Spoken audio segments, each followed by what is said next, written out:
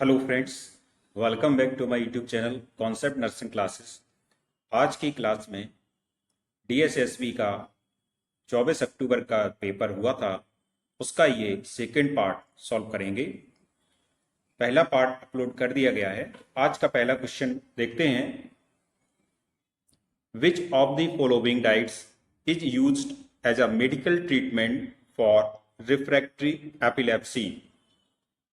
Option 1 DASH diet, option 2 carnivore diet, option 3 ketogenic diet, option 4 gluten free diet. तो सबसे पहले बात करते हैं एपिलेप्सी या मिर्गी की। तो एपिलेप्सी एक ऐसी मेडिकल कंडीशन है जिसमें ब्रेन के केमिकल्स के बीच डिस्टरबेंस हो जाता है, जिससे व्यक्ति को सीजर्स आने लगते हैं, दौरे आने लगते हैं, और इसका कारण आनुवंशिक भी होता है। स्ट्रोक भी हो सकता है, ब्रेन स्ट्रोक भी हो सकता है। इस प्रकार से ये एपिलेप्सी में सीजर आते हैं मेनली। अब यहाँ पे जो टर्म दिया गया है आपके सामने, ये है रिफ्रैक्टरी एपिलेप्सी। तो रिफ्रैक्टरी एपिलेप्सी का अर्थ होता है ऐसी मिर्गी या ऐसी एपिलेप्सी जो दवाओं से ठीक ना हो पाए। जो भी मेडिसिन एपिलेप्सी को ठीक करने के लिए, सीजर को ठीक करने के लिए दी जा रही हैं, उनमें दवा फायदा नहीं कर रही है, दवा लाभ नहीं कर रही है एपिलेप्सी में, उसके दौरे बंद नहीं हो रहे हैं। तो इसको कहते हैं रिफ्रैक्टरी एपिलेप्सी। तो इसका क्या है कि एक प्रकार की डाइट से इसका कंट्रोल किया जाता है, इस प्रकार के दौरों का। जब इस प्रकार की मिर्गी होती है तो आहार के द्वारा चिकित्सा की जाती है, और ये 1920 से प्रचलन में है। इसको कहते हैं कीटोजेनिक डाइट। अब ये जो शब्द लिखा है, यही इस क्वेश्चन का आंसर हो जाएगा, कीटोजेनिक डाइट। क्योंकि अभी आपको बताया गया कि रिफ्रैक्टरी एपिलेप्सी एक ऐसी एपिलेप्सी है जो नॉर्मली दवाओं से ठीक नहीं होती है। जब दवाओं से ठीक नहीं होगी तो दौरे आते रहेंगे, दौरे आते रहेंगे तो कहीं ना कहीं से मिर्गी है, खतरनाक होती है, तो उसको ठीक तो कैसे भी करना पड़ेगा। तो इसका उपाय जो डॉक्टरों ने खोजा, ये है कीटोजेनिक डाइट के द्वारा। अब ये कीटोजेनिक डाइट करती क्या है, तो पहले समझते हैं कीटोजेनिक डाइट क्या होता है। तो कीटोजेनिक डाइट का मतलब होता है एक ऐसा आहार जिसमें फैट बहुत अधिक मात्रा में होता है। तो हाई फैट डाइट होती है और लो कार्बोहाइड्रेट डाइट होती है। जो भी इसमें मीठापन होगा वो कम होगा इस प्रकार की डाइट में, और घी का प्रयोग, वसा का प्रयोग, फैट का प्रयोग अधिक किया जाएगा। तो इस डाइट को कहते हैं कौन सी डाइट? Ketogenic diet. तो इसमें होता क्या है कि ये कीटोजेनिक डाइट किस प्रकार से जो ब्रेन है उसकी क्रियाओं को संतुलित करती है, जिससे कि जो भी एपिलेप्सी के दौरे आ रहे हैं वो ठीक हो जाएं, जबकि वो दवाओं से ठीक नहीं हो रहे थे।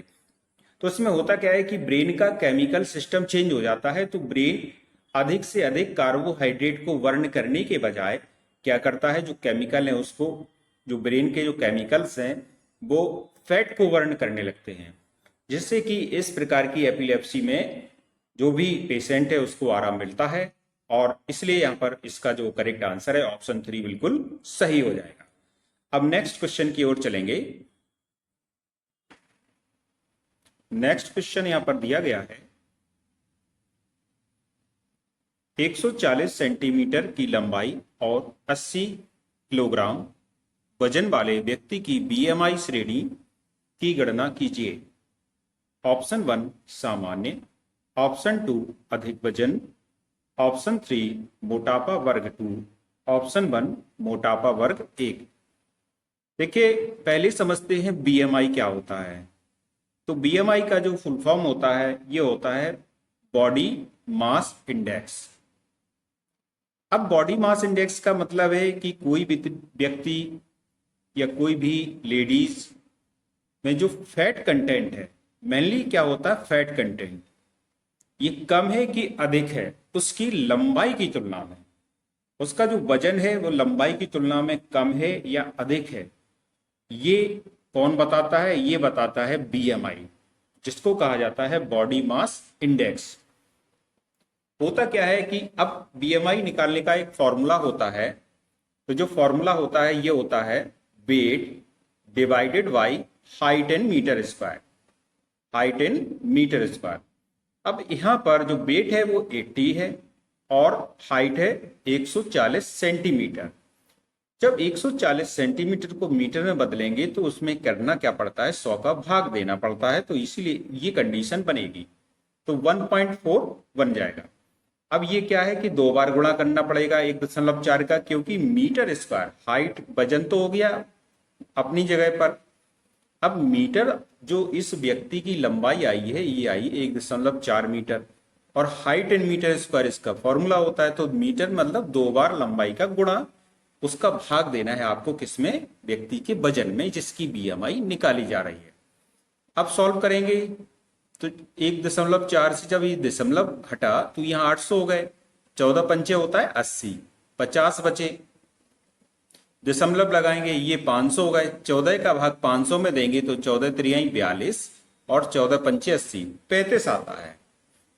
अब ये जो बीएमआई आई है, बीएमआई यहाँ पर जो हम लोगों ने अभी निकाली है, ये कितनी निकाली है, 35। आपको याद रखना चाहिए कि जो नॉर्मल बीएमआई होती है भारत में ये होती 18 से 25।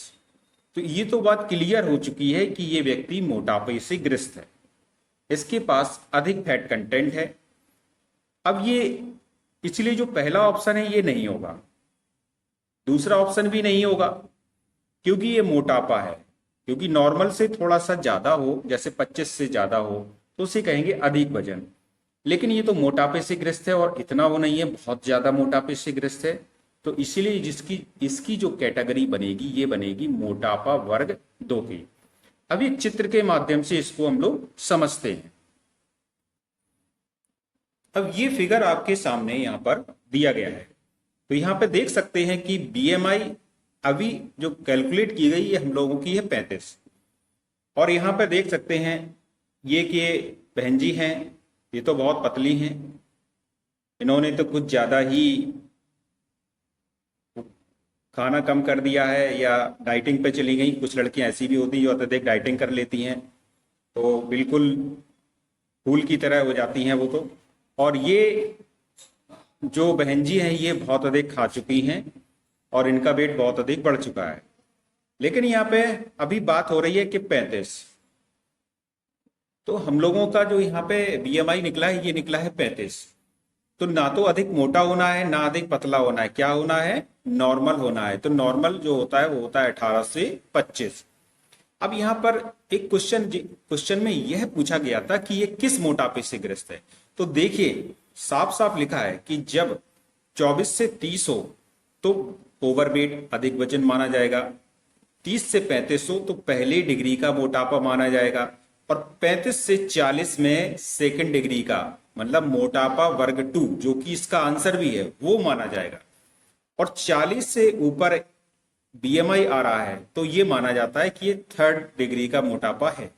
तो इसमें मोटापे में भी 3 डिग्रियां बनाई गई, तो पहली डिग्री में 30 से 35 इनको रख दिया, दूसरे में 35 से 40 रख दिया, और 40 से ऊपर को तीसरे डिग्री में रख दिया। तो यहाँ पर जो अपना बीएमआई आया है ये आया है 35, इसलिए इसको सेकंड डिग्री के मोटापे में रखेंगे, इसलिए यहाँ पर जो करेक्ट आंसर है ऑप्शन तीसरा बिल्कुल सही हो जाएगा। अब इस फिगर के माध्यम से हम लोग देख सकते हैं कि इसका जो तीसरा ऑप्शन है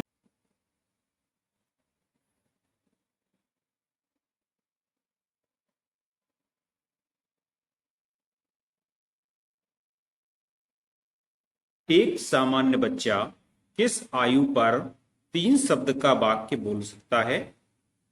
ऑप्शन 1 4 वर्ष, ऑप्शन 2 2 वर्ष, ऑप्शन 3 1.5 वर्ष, ऑप्शन 4 3 वर्ष। जब बोलने की बात आती है और यहाँ पर क्या लिखा है 3 शब्द का वाक्य, तो बच्चे सबसे पहले बड़बड़ाना या कूकना शुरू करते हैं। अब ये जो 3 शब्द का वाक्य है ये 3 वर्ष में बच्चा स्पष्ट रूप से बोलने लगता है, इसलिए यहां पर जो करेक्ट आंसर होगा ऑप्शन 4 बिल्कुल सही हो जाएगा। नेक्स्ट क्वेश्चन दिया गया है, all of the following organisms are included in the HACEK means HACAK group except. Option 1 haemophilus species, option 2 cardiobacterium hominis, option 3 kingella kingae, option 4 ehrlichia चॉफेंसिस।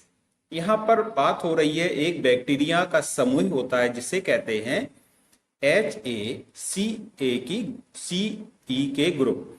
ये ग्रुप होता है ग्राम नेगेटिव बैक्टीरियाओं का। ग्राम नेगेटिव बैक्टीरिया का इस समूह का एक वर्गीकरण है। इसके अनुसार इसका जो फुल फॉर्म होता है, तो इसमें जो H है इसका फुल फॉर्म होता है हीमोफिलस स्पीसीज,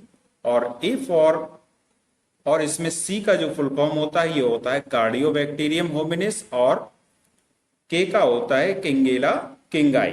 अब यहाँ पर जो एहरलीचिया चॉफेंसिस होता है ये इस ग्रुप से संबंधित नहीं है। एक स्लाइड के माध्यम से इसके बारे में हम लोग देखेंगे।